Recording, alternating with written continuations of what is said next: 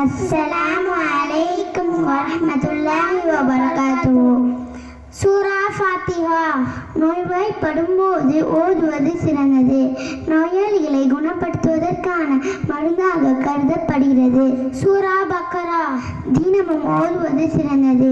ஷைத்தானிடமிருந்து பாதுகாப்பு கிடைக்கும். கண் திருஷ்டியிலிருந்து பாதுகாப்பு கிடைக்கும். சூரா பக்கராவின் கடைசி 2 வசனங்கள் தூங்குவதற்கு முன் ஓதுவது சிறந்தது. ஆயத்துல் குர்சி.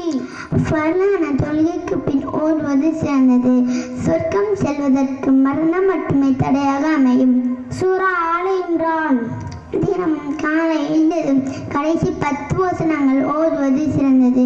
சூரா பக்ரா மற்றும் சூரா ஆல இம்ரான் தினமும் ஓதுபவருக்கு அது மறுமை நாளில் ஷஃபாஅத் செய்யும். சூரா கஹ்ஃப். வியாழக்கிழமை மக்ரிப் முதல் வெள்ளிக்கிழமை மக்ரிப் வரை ஓதுவது சிறந்தது.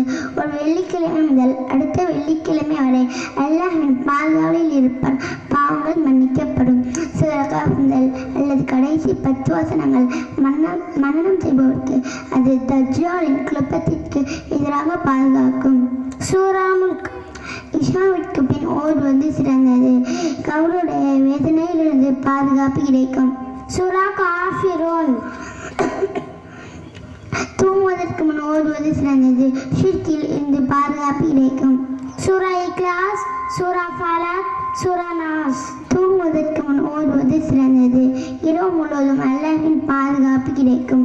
அஸ்ஸலாமு அலைக்கும் வரஹ்மத்துல்லாஹி வபரகாத்துஹு.